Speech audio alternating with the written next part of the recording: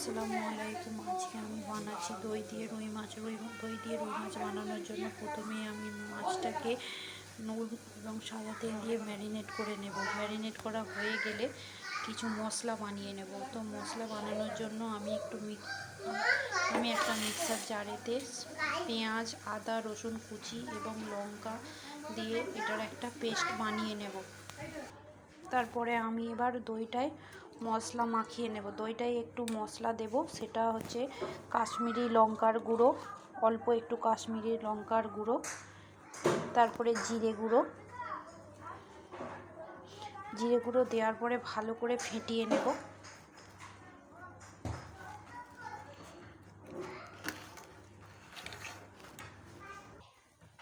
দইটা ভালোভাবে ফেটানো হয়ে গেলে এরপর আমি মাছটা ভেজে নেব।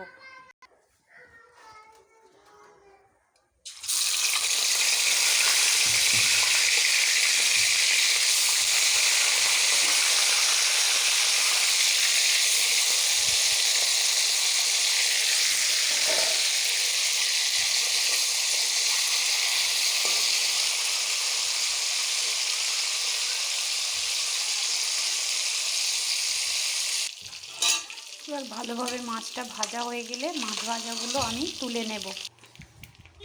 এরপরে দিয়ে দেব কিছু গোটা গরম মশলা,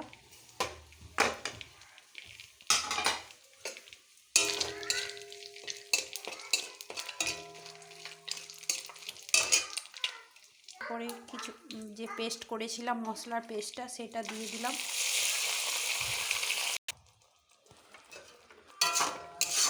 পেস্টটা কিছুক্ষণ ভালোভাবে নাড়িয়ে নেব।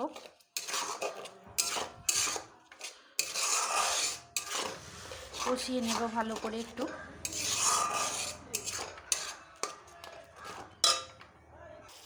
তো মশলাটা কিছুক্ষণ কষানোর পর দই দিয়ে যে মশলাটা পেস্টটা বানিয়ে রেখেছিলাম সেটা এবার আমি দিয়ে দেব।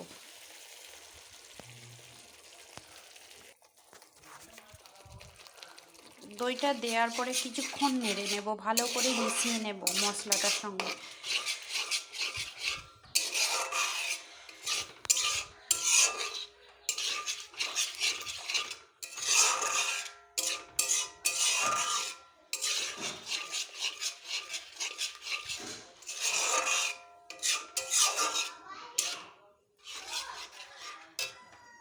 ভালো করে মিশিয়ে নিতে হবে যতক্ষণ না তেলটা ছাড়ে।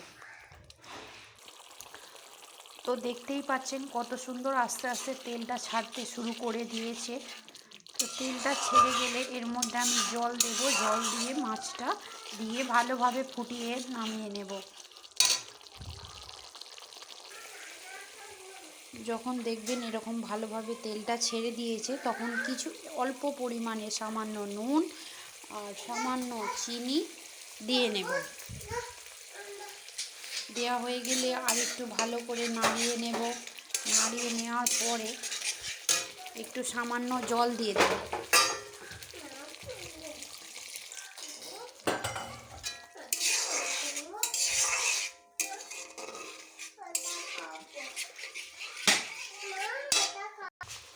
তো জল দেওয়ার পরে ভালোভাবে ফুটে গেলে আমি এর উপরে মাছগুলো দিয়ে দেব, ভেজে রাখা মাছগুলো।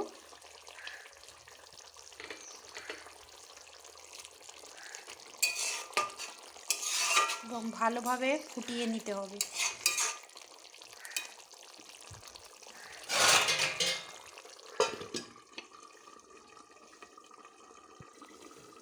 ঢাকনা দিয়ে 2-5 মিনিটের জন্য ফুটিয়ে নিতে হবে। তো ফুটিয়ে নিলে দেখতেই পাচ্ছেন, ফোটানো হয়ে গেলে দেখতেই পাচ্ছেন কত সুন্দর হয়েছে। তো গরম ভাতের সঙ্গে পরিবেশন করতে হবে। তো গরম ভাতের সঙ্গে খেতে খুবই ভালো লাগবে।